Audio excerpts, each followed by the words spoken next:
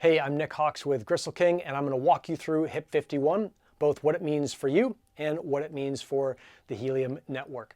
HIP51 has been the source of a lot of confusion. It is not the simplest thing, but it is not ununderstandable. You can totally understand it. By the end of this video, you should have a pretty good idea of what's going on. Before I get into it, I want to give you a few observations on the state of the network right now.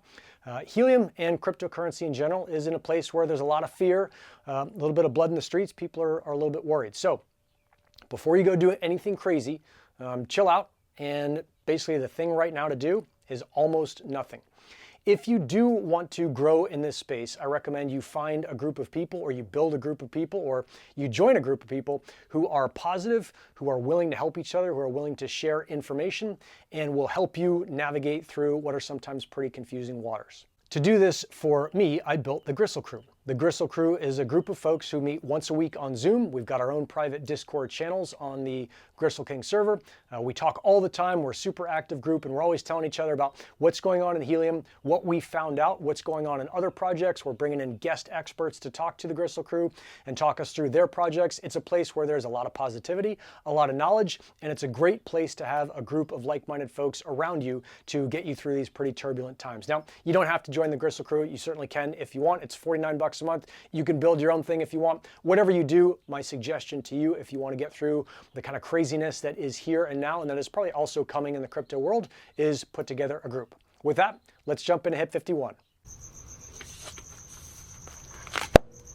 Okay, HIP51, not Area 51. This is far more understandable. We're going to start off with a big kind of diagram of what the whole thing looks like. So we'll start off with Helium as we currently know it at the top, and really like Helium as an entire blockchain at the top. And Helium is going to be what is called a L1, or layer 1. At least right now it's at layer 1. At layer 2 will be all of the what are called DNPs, DNP, and that is decentralized network protocol.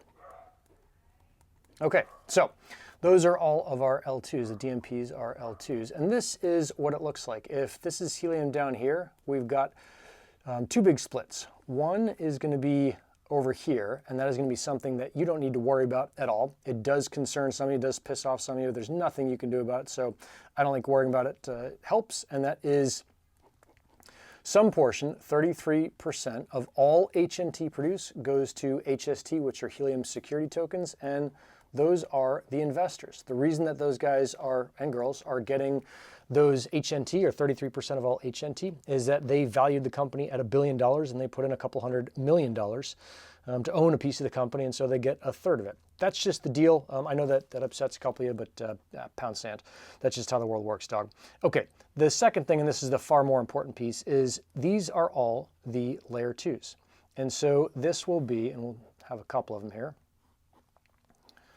3, let's say 4. So this is what we are currently using, which is LoRa. That's what everybody is familiar with.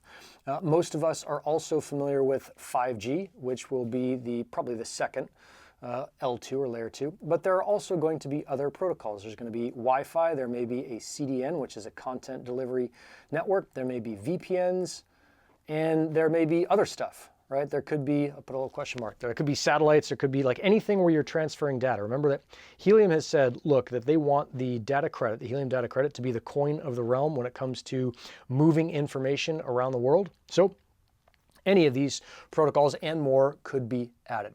So we got our Helium up at layer 1, and these L2s are at layer 2.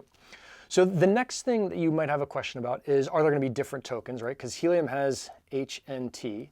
And yeah, there are going to be different tokens. This one I want to say is called IoT. This one is called mobile. Who knows what they're going to call this one, but these are the tokens. And then this is, let's call it the protocol. Okay, So then you've got the question is who gets what? How do different folks or different entities, different protocols get different pieces of HNT? Because if we don't have CDN right now, but we want it in the future, obviously we're not going to just jam out HNT for non-existent CDN peeps.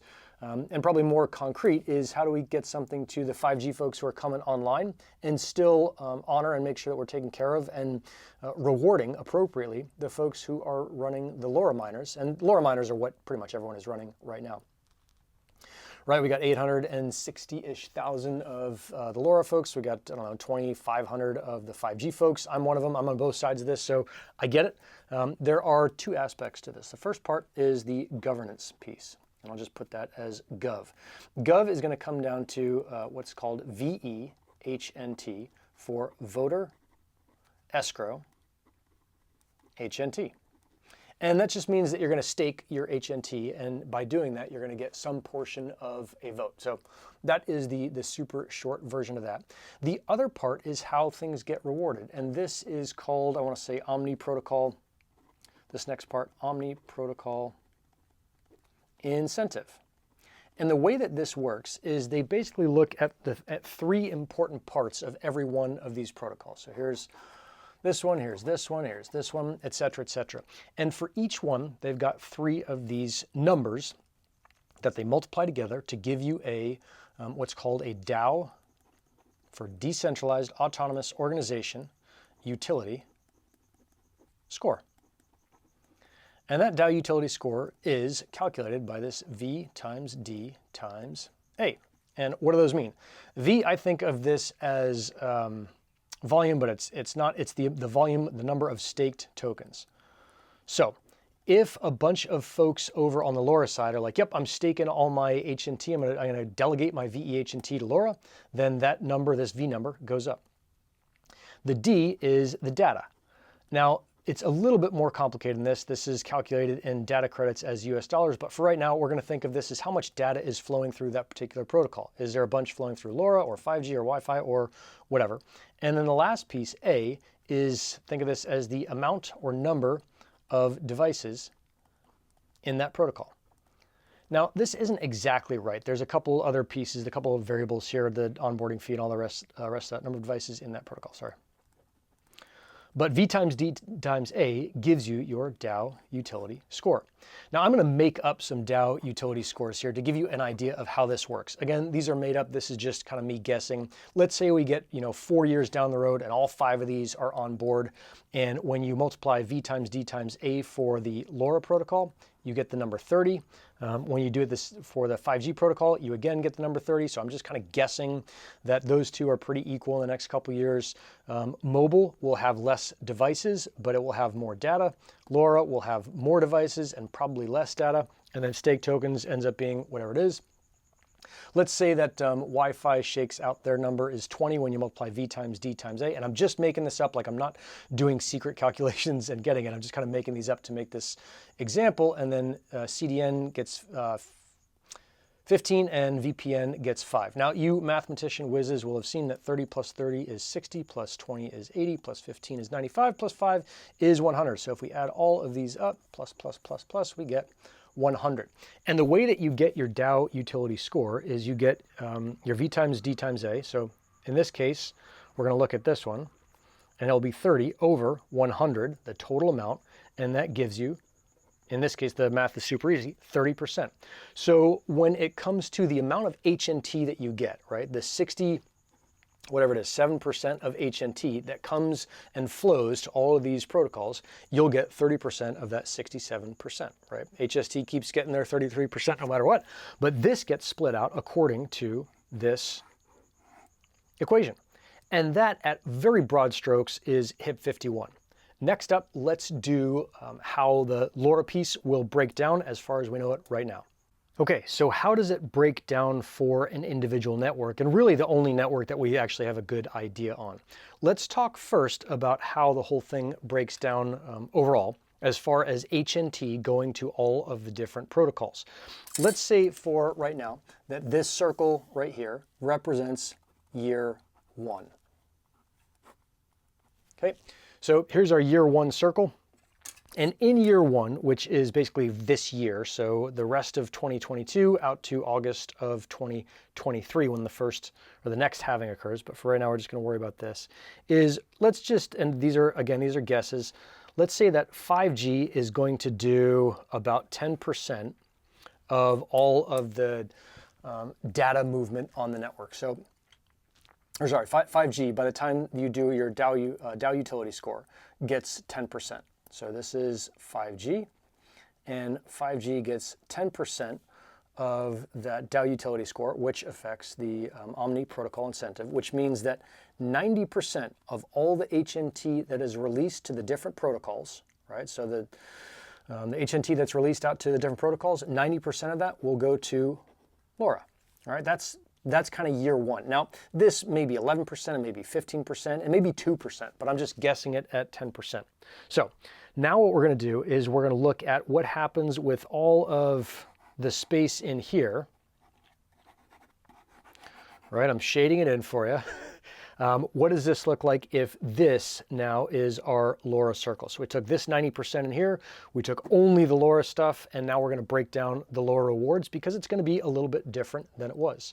And the way that this looks like is, and it might be a little counterintuitive, but it'll make sense to you, is the first 30% goes to POC. So POC is witnessing and beaconing. So this is POC, proof of coverage, and that is 30% of the rewards that go into this LoRa bucket, that go into this big piece here, go to POC. Now, the next piece is 50% goes to, you guessed it, data credits. Now that's because data is important. So this is data, and this gets 50% of all of the tokens that go here. In this case, it'll be the IoT token. You can change in your IoTs for HNTs. But for right now, let's just kind of keep our eyes on the prize here.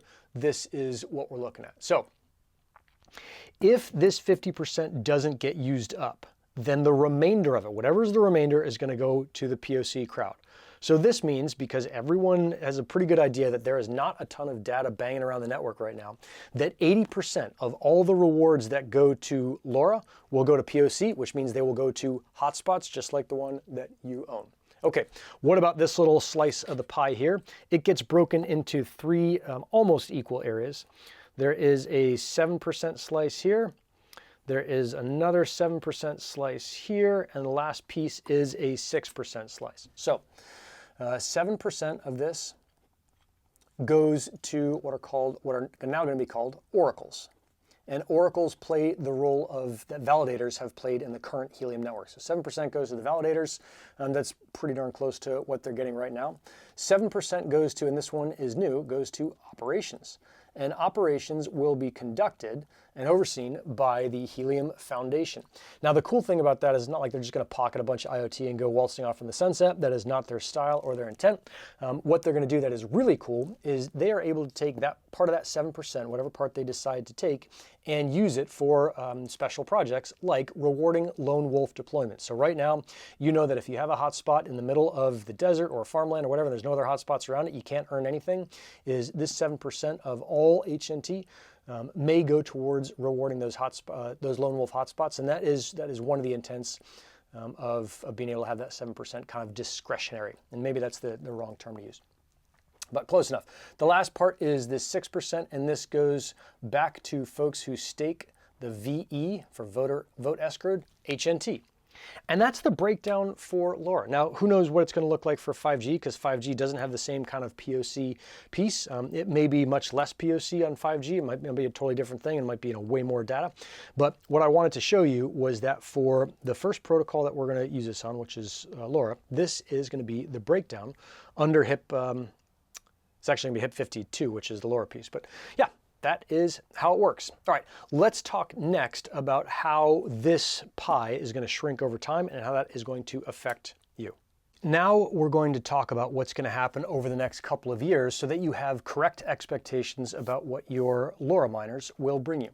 This big circle is going to be year one. All right, so this is year one. This is what's called a stub year, is how you may see it referred to in the documents, and that's because we're kicking this thing off with all these Omni protocols about right about halfway through our halving schedule. So every 2 years, the amount of HNT emitted or released gets halved. We're about halfway through that right now as of June 2022. We will be exactly halfway in August of 2022. So we got the stub year of how all of this piece gets released. So let's imagine that we are looking at each one of these circles represents a year. So this is year 1, year 2, 3, 4, 5. And each one of these will be split into more and more parts, and those parts will be necessarily smaller and smaller as the circles get smaller and smaller. So we'll just kind of walk through how it looks. Is that, remember in the last diagram we said, in this year I'm estimating, or I'm kind of not even estimating, I'm just guessing and using this as a demonstration, that this is going to be the 5G slice, and it's going to be 10%. So 5G is going to get 10% of all the HNT coming out, and that will go into the mobile, M-O-B-I-L-E, token. Okay, and then the rest is 90% goes to those of us, including me, who are running LoRa miners, right? And then that gets split the way that we saw the POC stuff get split in the last piece. I'd say the last slide, but it's just pages on my notebook. So that's year 1. So for the next year, like no big change. We're still going to get 90% of all the stuff on the network, and anyone who runs 5G, and I've got a 5G, will get their 10%. And that's not a fixed thing. That's just, I'm kind of guessing as to what's going to happen. Now, let's call this year 2. And let's say in year 2, people get super excited, and here's our semi-straight line. And what happens is that, this is just my guess, okay, LoRa is going to get 50%. LoRa is still going to be crushing. There are so many devices on the network. Even though you may not be seeing it in your everyday life, I'm seeing a bunch of companies race to win the sensor contest. So that's a pretty big deal. I guess you can't see the whole thing. There we go. Right, so 50%, this is a guess. This is not financial advice. This is just one dude in his garage making some guesses so that you can see what is going to happen as far as earnings. So let's say 50% goes to LoRa, and let's say whatever this is going to be 5G. So 5G starts to catch up. It's going to be less than 50%. Let's call it, I don't know, 40%. Of all the HNT released to the various protocols will go to 5G, and then we'll call this one Wi-Fi, and we'll say that next year we are all collectively going to bust our butts and bring Wi-Fi online so that you can have a Wi-Fi router in your house, and it can earn, or your coffee shop or whatever, and it can earn tokens, whatever those tokens are called, right? So these tokens are called IoT, the 5G tokens are called mobile. Here we are again, who knows what they're going to call Wi-Fi tokens, right? Now we get to year 3, right? And there's no halving because it only happens every 2 years. But what is probably going to happen is we're going to have another wireless protocol come onto the network. And so let's say, and again, these are just guesses. So let's say that 5G explodes, right? They figure out how to do it all over the world, not just in the US. And 5G starts getting whatever this is, let's say, I don't know, 67, I'll just make that up, % of everything. All right, let's say that LoRa is right here. LoRa is still kind of doing well, lots of devices, but because 5G is transferring so much data, it gets the lion's share. And then we've got our Wi-Fi coming in, and that is still holding a strong piece. And then we add a new protocol, CDN, Content Delivery Network there. And whatever those work out to, 30%, 20%, like it doesn't matter. I think you're seeing where this is going. The next important part will be the halving that happens right here. So cut in half, and this will be year 4. And what's going to happen in year 4? Well, you've already seen what happens in every other year. And so this will start to be more protocols coming online. They'll get different slices of the pie.